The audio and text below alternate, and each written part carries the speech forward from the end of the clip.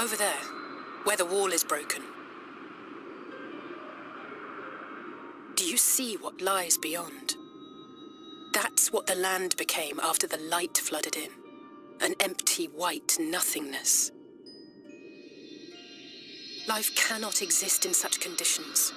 The primordial light would wreak havoc on the body's etheric balance.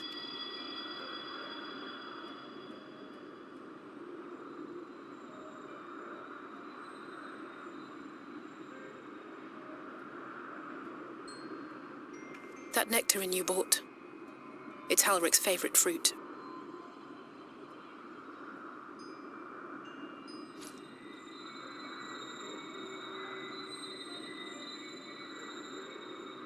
Most of the patients, Halric included, survived the attacks of powerful eaters.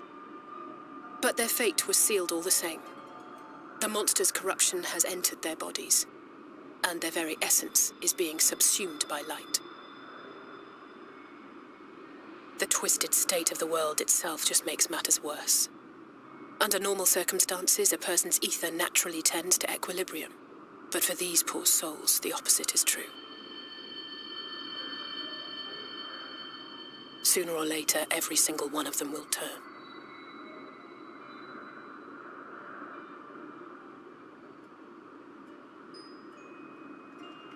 Tesleen and the patients, they all know this. They know what has to be done before the change goes too far, before the eater within takes over. The preferred method is mixing poison into their favorite food. In my time here, I've borne witness to a lot of last meals.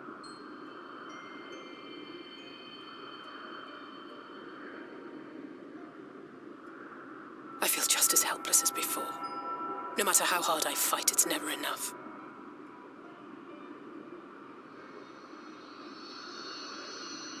But it's a war I mean to wage, nonetheless.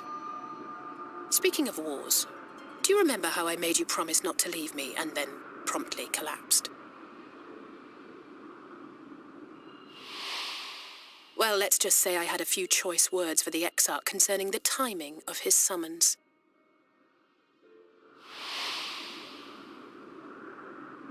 But even if the fault lay with someone else, I couldn't shake the feeling that I'd abandon you on the battlefield.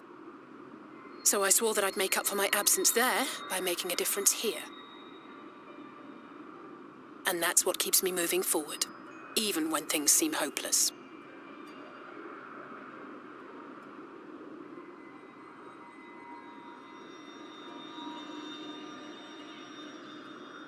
On which note, it's time we headed back. The longer we keep Tesleen waiting, the harder this will be for her.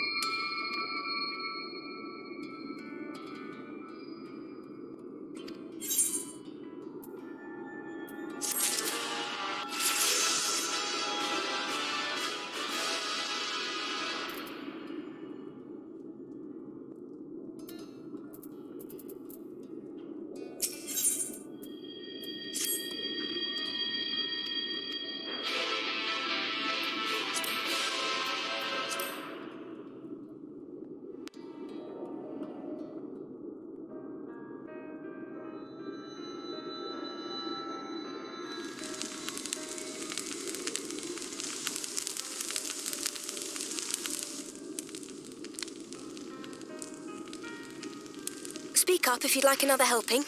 I made a little bit more than usual today. And you've added something special to the broth, if I'm not mistaken. Aye, well, it's not often we have visitors from the Crystarium, so I may have thrown in a few extra bits and bobs.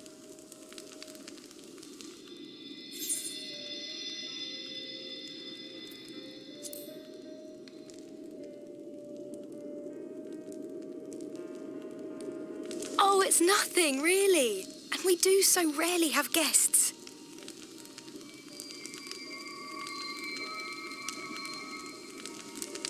In a place like this, you learn to take what moments of happiness you can get.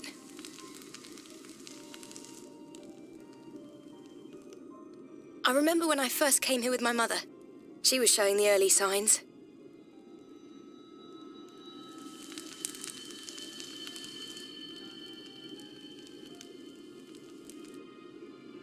I knew there was no way to save her, but I just couldn't face what needed to be done.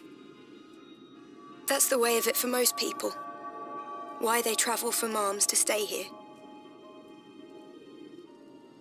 Beaten, broken souls come to wait out the inevitable, to receive the mercy of a painless death.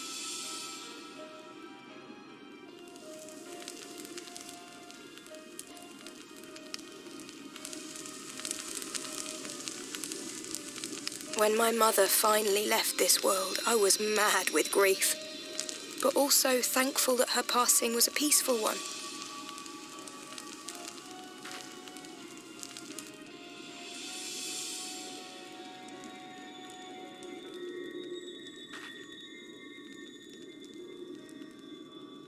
It's never easy, ending a life you've cared for, even when you believe they go on to a better place. I often find myself wishing the Warrior of Darkness would come and do that part for me. The Warrior of Darkness? You've never heard the tale? I'm not sure where it began, but every child in Norvrent could tell you a version of it.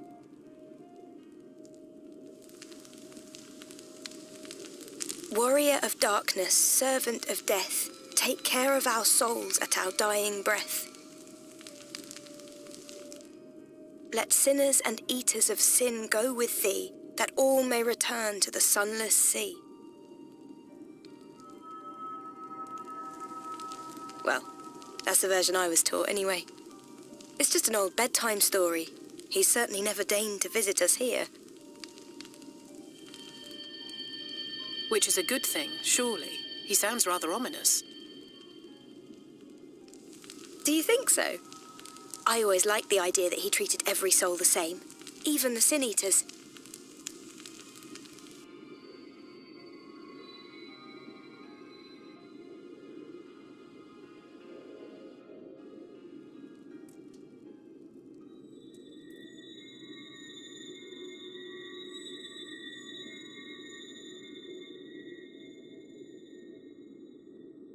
They're coming. Desleen! Have you seen Halric? I swear, I only took my eyes off him for a moment.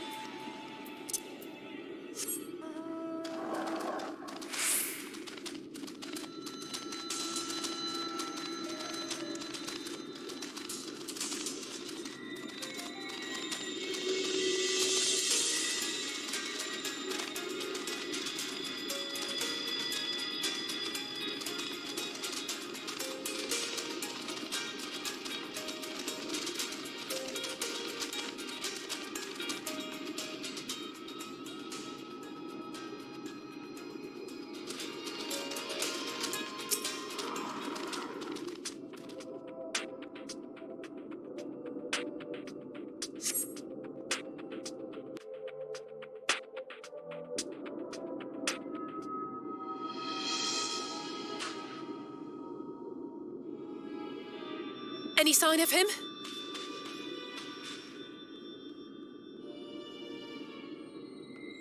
No luck then.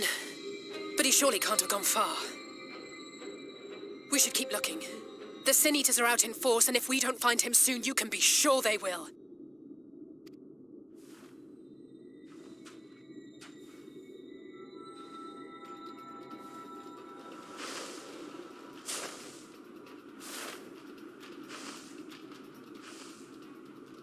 Did you see the size of that thing? It must be one of the nasty ones. Wherever it's...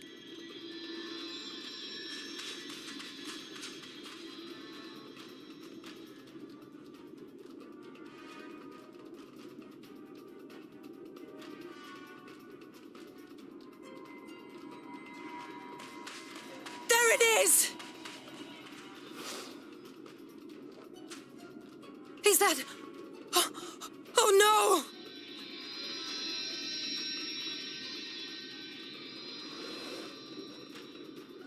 Ulrich!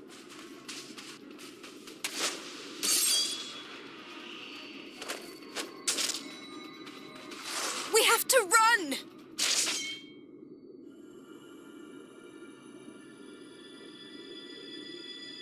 Tessie! No!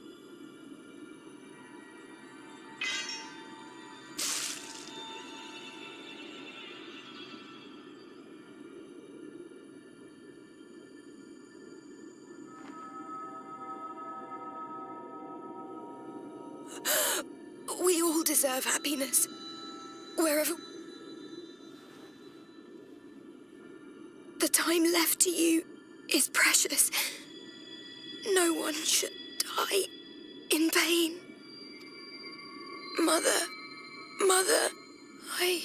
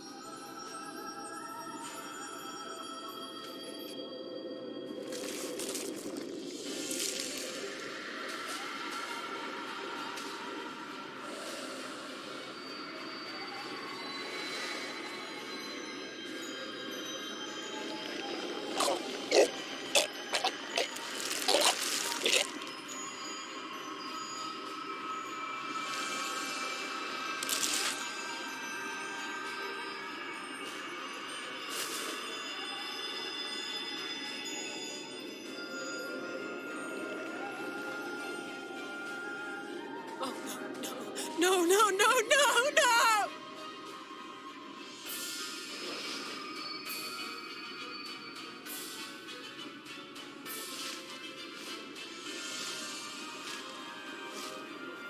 Forgive me, Alice.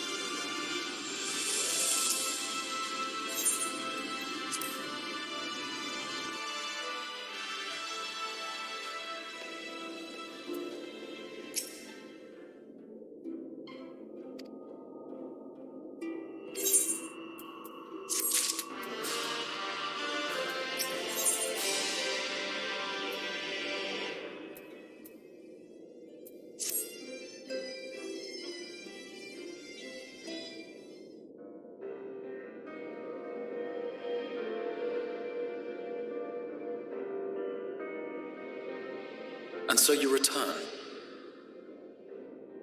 Have you gained a better understanding of the crisis now faced by the First? Better is not the word I would use. Some lands may have been spared the flood, but the survivors live only to suffer. There seems no end to the horrors inflicted by the Sin Eaters. Indeed. Those abominations are a calamity in their own right. And I can well imagine how hopeless the task of eradicating them must seem to you. But after countless battles and untold sacrifice, we have identified a potential weakness. Sin Eaters are drawn to serve the strongest of their kind, a class of creature we call Light Wardens. And from what we have been able to ascertain, only a handful of these entities exist.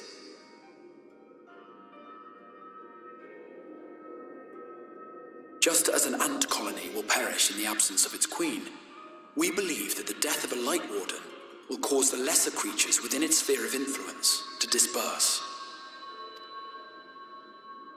I have a feeling Yulmore might have something to say about any concerted action we take against these monsters.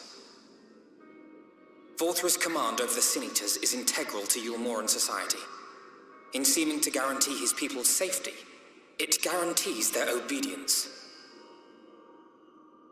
He will not take kindly to us depriving him of such useful allies. Agreed. Thus we will need to occupy or otherwise divert his forces whilst we proceed with the business of eliminating the Wardens.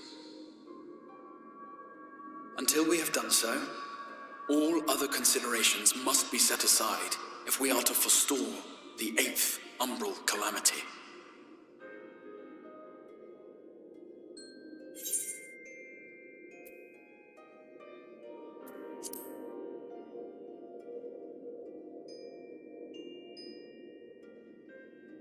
Your uncertainty is understandable, given the circumstances. Perhaps a more detailed explanation is in order. To begin at the beginning, then.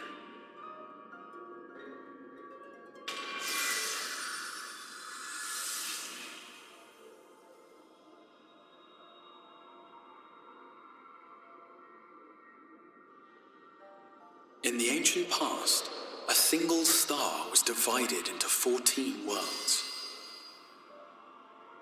This is the source, your home. These others are the 13 shards, in whose number we find the first. Though physically separate, they retain a connection to each other, and with the source especially.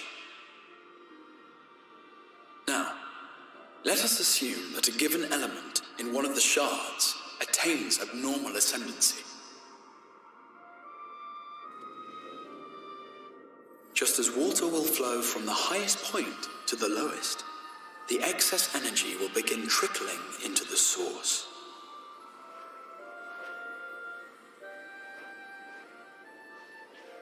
And such an influx of ether will of course exert a palpable influence. If the element in question were fire, then drought and wildfires might ensue. If it were ice, one might expect the weather to turn bitterly cold. As ether continues to pour in, such phenomena will become more and more extreme, until eventually, a single, untimely event triggers a disaster which cracks the barrier dividing the two worlds.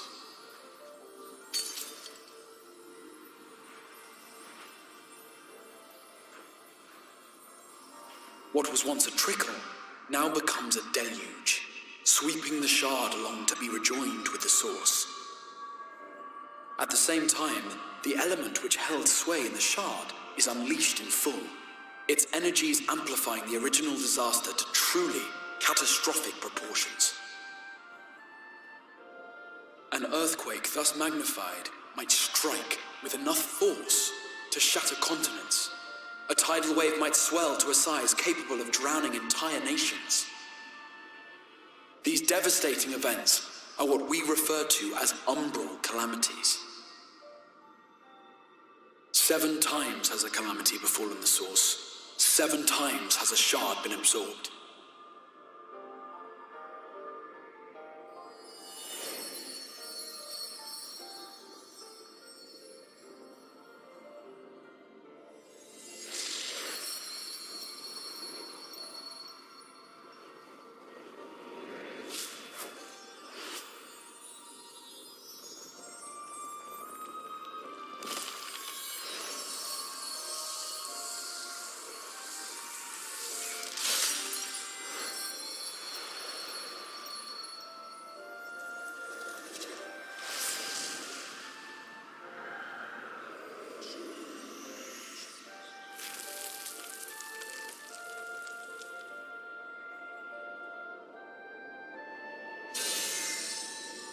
present, the light-drowned realm of the First stands perilously close to meeting the conditions for a rejoining. It is the Sin Eaters who are to blame for the Light's continued dominance. In addition to attracting their lesser kin, the Light Wardens I mentioned earlier radiate ether, saturating every corner of their territory with light. Even here in the flood-spared region of Norvrant, their influence is strong enough to banish night from the sky. Thus, if we are to restore balance to the First and head off a potential calamity, it is imperative that we put each and every Light Warden to the sword. We've been doing our best to take the fight to the enemy ever since we first heard the Exarch's explanation. Though we have yet to claim any meaningful victories if truth be told. Apart from being confoundingly elusive, the Light Wardens possess a troublesome quality which compelled us to delay our plans until such time as you arrived.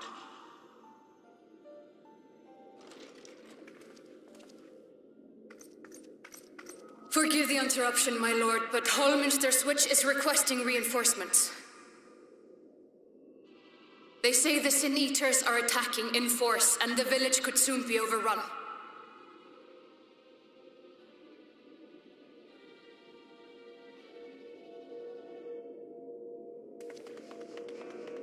Alert the guard. We should be prepared in case the fighting reaches the Crysterium. You have command of our forces in the field, Captain, but hold off on entering the town until I arrive. That goes for Alphino and Alize as well. My lord.